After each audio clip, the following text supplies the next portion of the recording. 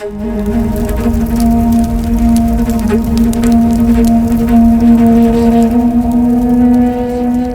का दीपक बुझाकर अब चिता में प्रकाश ढूंढ रहे महाराज लंकापति रावण। मेरा सौभाग्य उन नरों ने नहीं, आपने कुचला है, आपने मारा है मेरे पति को। कौन विश्वास करेगा जिसने देवराज इंद्र को अपने चरणों में झुका दिया, उसका वध एक नर ने कर दिया। मेरे पति के हत्यारे आप हैं, लक्ष्मण नहीं। पुत्री, न पुत्री हूँ न पुत्र वधू, इंद्रजीत की विधवा हूँ मैं।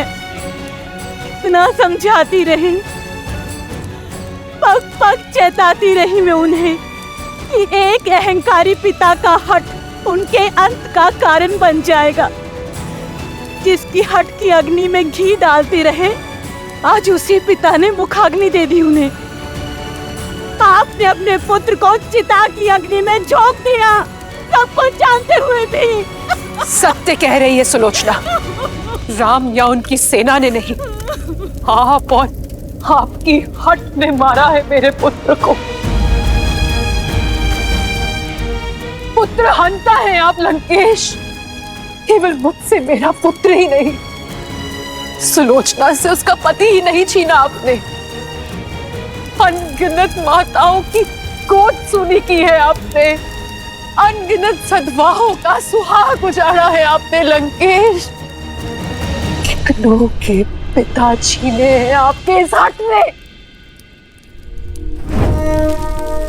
अपना जल खो देने के पश्चात मेघ भी बरसना छोड़ देते हैं लंकेश। अब तो अपनी हट त्याग दीजिए, इस विध्वंस को रोक दीजिए। ना अपनी पत्नी की चिंता से, ना संबंधियों की चेतावनी से, कम से कम अपने पुत्र की चलती चिता देखकर तो समझ जाइए कि जिससे आप लड़ने निकले हैं लंकेश, वो साधारण नहीं है, नारायण है वो लंकेश।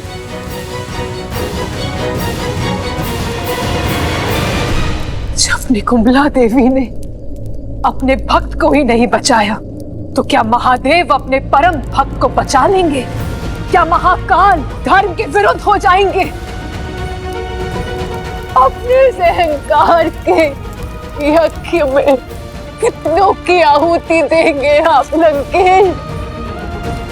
कितनों की आहुति देंगे आप?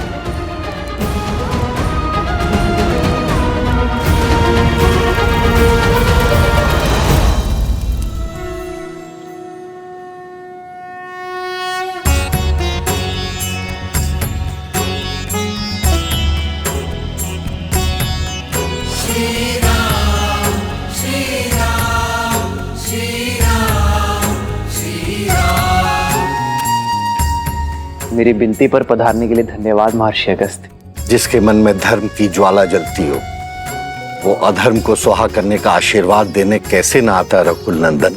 आशीर्वाद के साथ साथ परामर्श भी चाहिए। समय की अत्यंत कमी है महर्षि। महागौरी की पूजा संपन्न करने के लिए उनका आशीष पाने का मार्ग बताएं। जब अत्याचार सीमा से अधिक बढ़ जाता है तो समय भी धर्म का साथ देने को तत्पर हो जाता है दशरथ नंदन। आज मध्य रात्रि देवी का अनुष्ठान पूरा करने का सबसे उत्तम मुहूर्त है। आप अभी संकल्प ले लीजिए कि देवी को 108 नीलकमल भेंट करेंगे, और जब ये पूरा हो जाएगा तो देवी आपको दर्शन भी देंगी और विजयश्री भी देंगी। किंतु ऋषिवर, नीलकमल मिलना तो दुर्लभ है। एक को ढूंढने में वर्षों लग जाते हैं, 108 मिलना कठिन होगा। देवी को प्रसन्न करने का मार्ग सरल कैसे हो सकता है नील? खोजने तो पड़ेंगे, और 108 नहीं हुए तो यज्ञ पूर्ण नहीं होगा।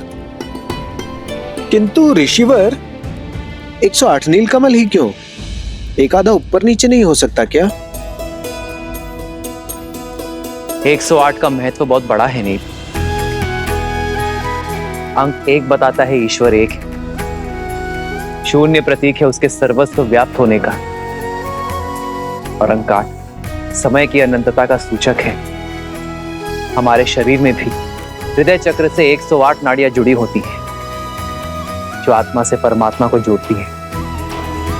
और जब तक ये अंक ना पा लिया जाए, तब तक ये जोड़ पूर्ण नहीं होता। इसलिए माला में पिरोए मोती से लेकर सभी ईश्वरों के नाम और संसार के उपनिषद भी 108 है। तो फिर अपने प्रभु के लिए 108 नीलकमल लाने का दायित्व मेरा हुआ।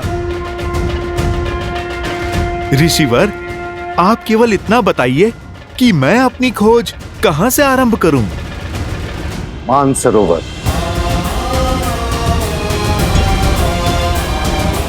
प्रभु, आप मुझे आज्ञा दीजिए। सफल भव हनुमान। जय श्री राम।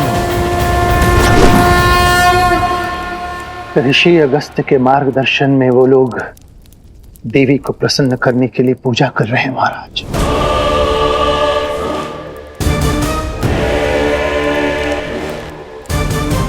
बहुत बड़ा अनुष्ठान करने वाले हैं वो लोग महाराज।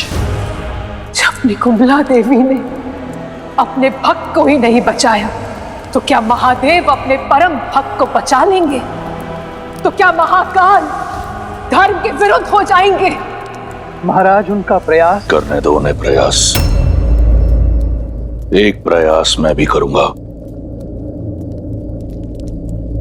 अपने महादेव को प्रसन्न करने का।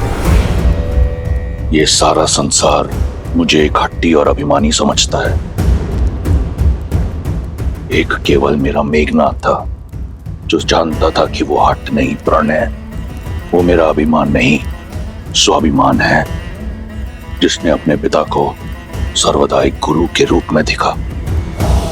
बिना किसी प्रश्न पूछे मेरी हर आज्ञा का पालन किया। सौभाग्यशाली हूं मैं कि मुझे मेघनाथ जैसा पुत्र मिला। कुंभकर्ण का वध कर राम ने मेरा हृदय तो काट ही दिया था, आज मेघनाथ को छीनकर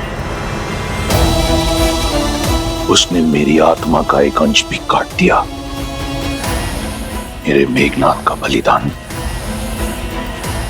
व्यर्थ नहीं जाएगा।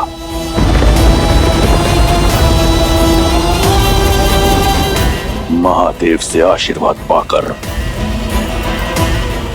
उस राम के अंत का अध्याय लिखूंगा मैं।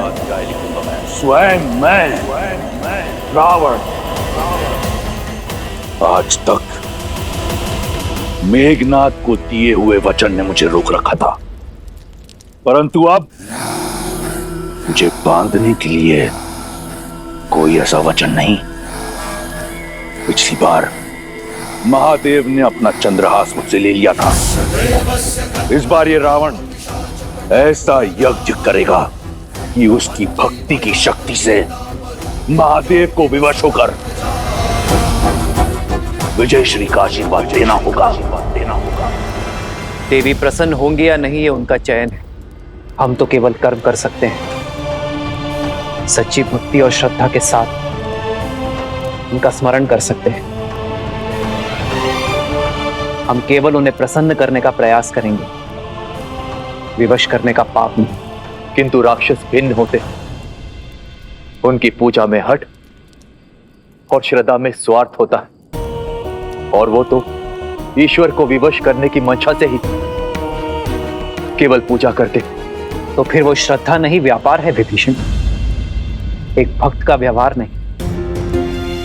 क्योंकि व्यापार के संबंध परिस्थिति के साथ जोड़े और तोड़े जाते हैं, किंतु भक्ति एक बार जुड़ गई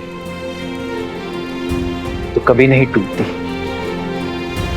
कुछ और निश्चित हो ना हो, परंतु हनुमान की जीत तो अवश्य निश्चित है। वो राम काज में कोई कमी छोड़ेगा नहीं। 108 नीलकमल लेकर ही लौटेगा। शंका तो केवल इस बात की है कि वो कहीं पूरा का पूरा पर्वत ही ना उठा लाए।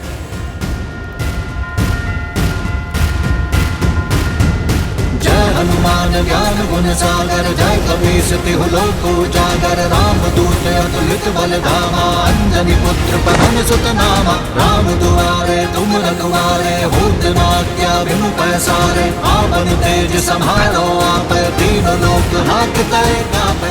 चलिए मोक्ष आपकी राह देख रहा है। राम काज में आपकी आवश्यकता आन पड़ी है।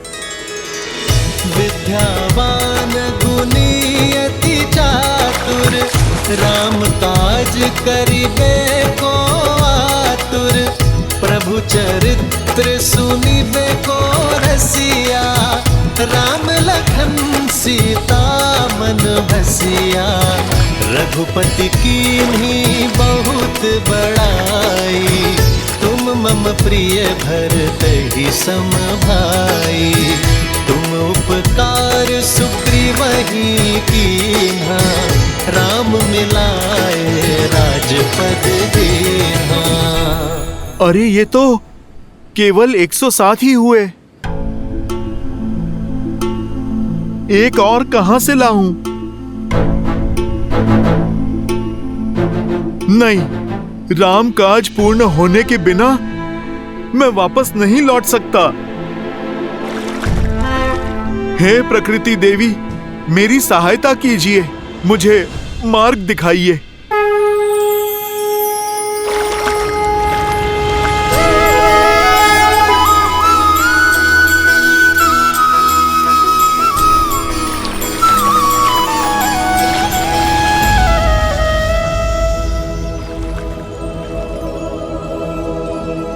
नहीं, ये तो कली है, फूल की कली। हे कली, आप मेरी अंतिम आस है। आप खिल जाइए और राम काज में अपना सहयोग दीजिए। न्याय के लिए, धर्म के लिए और फिर मेरे प्रभु श्री राम के लिए आप खिल जाइए।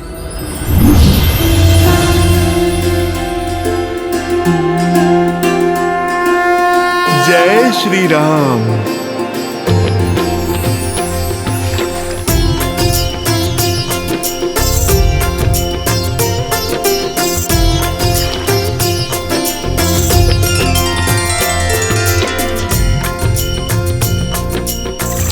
एक क्षण, कहीं गिनती में कमी ना रह जाए। मेरे पास तो भूल का भी कोई विकल्प नहीं है। मुझे ये पुष्प पुनः गिनने होंगे।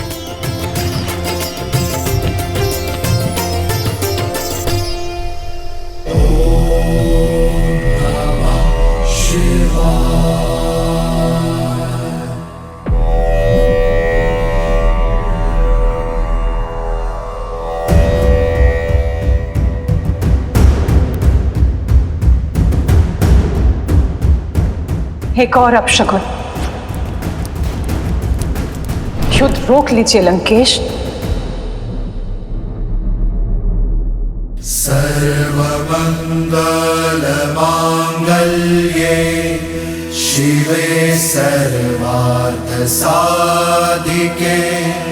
सर्वमंगल मांगल्ये शिवे सर्वार्थ साधिके। शरण्ये त्र्यंबके गौरी नारायणी नमोस्तुते। नारायणी नमोस्तुते। या देवी सर्वभूतेषु शक्तिरूपेण संस्थिता। नमस्तस्यै नमस्तस्यै नमस्तस्यै नमो नमः। नमस्तस्यै नमो नमः।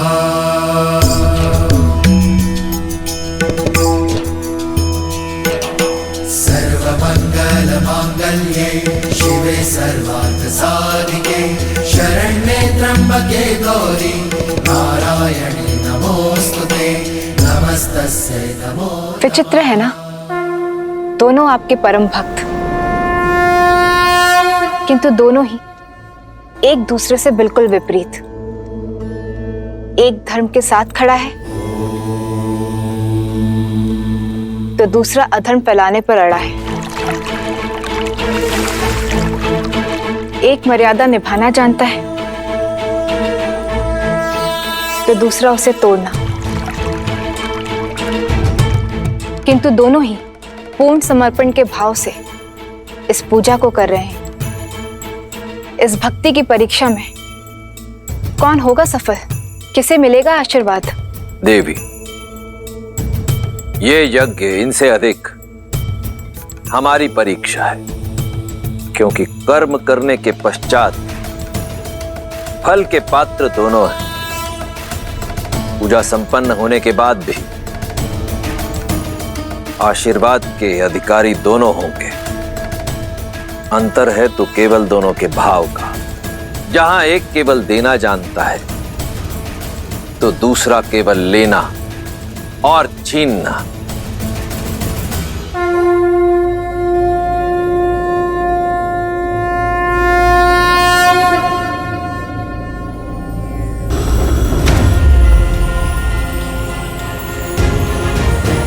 राम काज पूर्ण हुआ प्रभु।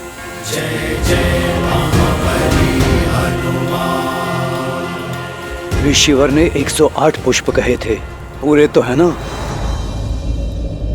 तुमने ठीक से गिने तो है ना? मैं एक बार फिर से गिन लेता हूँ। कहीं मार्ग में कोई पुष्प गिर तो नहीं गए? कोई आवश्यकता नहीं है हनुमान, पुष्प पूरे हैं क्योंकि इन्हें तुम लाए हो। हनुमान राम काज में कभी कोई कमी नहीं छोड़ सकता। प्रभु, मुझे एक बार गिन लेने दीजिए ना। अपनी संतुष्टि के लिए गिनना चाहते हो तो गिन लो। मैं तब तक महादेव की आराधना कर लेता हूं, क्योंकि महादेव की आराधना किए बिना देवी मां प्रसन्न हो ही नहीं सकती।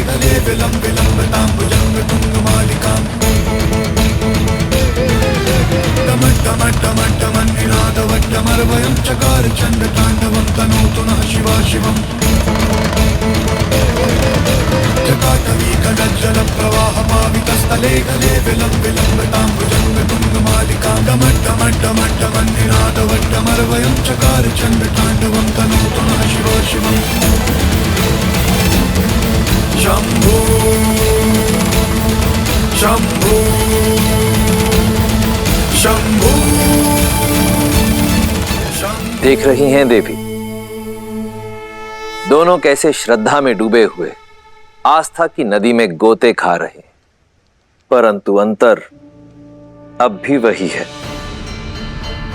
भाव जहां श्री राम रचित स्रोत में श्री राम की सरलता है, वहीं रावण रचित स्रोत में रावण की ऊर्जा है।